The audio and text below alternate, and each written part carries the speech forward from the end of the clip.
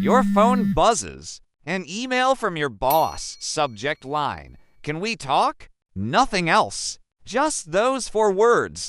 Your stomach drops. Your chest tightens. Your mind starts running through every mistake you've made in the last month, searching for the one that finally caught up with you. Nothing has actually happened yet, but your body already thinks it has. You'd probably explain that feeling as modern stress, work pressure, too many notifications, too much to lose. But the real explanation is far older than your job, your phone, or even your language. That jolt of dread is called the threat detection response, your brain's ancient alarm system, built to notice danger before your conscious mind even understands what it's looking at. And it wasn't built for emails. It was built for something else entirely. 200,000 years ago, your ancestors lived in small bands on the open grasslands of East Africa. Anthropologists call this environment the ancestral environment, the specific set of conditions the human brain actually evolved to handle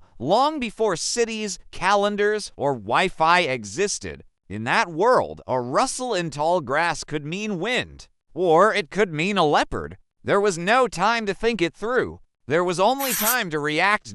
So the brain evolved a shortcut. A cluster of neurons deep in your skull called the amygdala, the almond-shaped structure that scans everything you sense for signs of danger, learned to sound the alarm first and ask questions later. Guess wrong about the wind and you lost a few seconds. Guess wrong about the leopard and you lost your life. Over hundreds of thousands of years, that asymmetry shaped you. The cost of a false alarm was small. The cost of missing a real threat was everything. This is why your brain still leans toward assuming the worst. Researchers call it negativity bias, the tendency to weigh bad possibilities more heavily than good ones, even when the odds don't actually support it. Your ancestors who worried too much survived. Your ancestors who worried too little didn't get the chance to pass that trait along. You are, quite literally, descended from the anxious ones. Here's where it gets stranger. That alarm system doesn't just react to danger.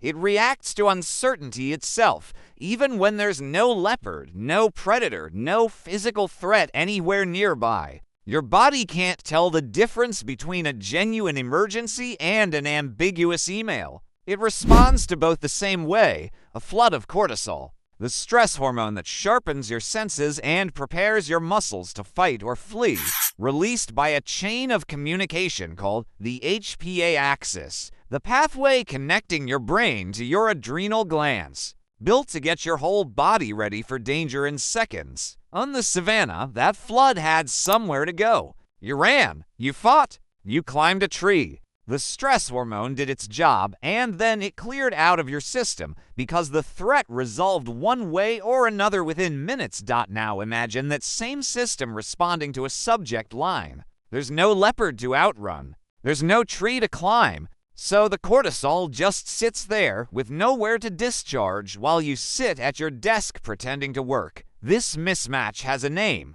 Evolutionary psychologists call it evolutionary mismatch, the gap between the environment your body was built for and the environment you actually live in. Your threat detection system is running flawlessly. It's just running in the wrong world. And the twist is this: the very thing that makes anxiety feel so unbearable today is the same thing that made it so useful back then. Researcher Randolph Ness, one of the founders of the field of evolutionary psychiatry, the study of mental health through the lens of evolution, has argued that anxiety isn't a malfunction at all. It's a smoke detector, a cheap, oversensitive system that would rather go off 100 times for burnt toast than miss the one real fire. That oversensitivity looks like a flaw from the inside. From evolution's perspective, it's a feature working exactly as intended. So the anxiety you feel isn't broken.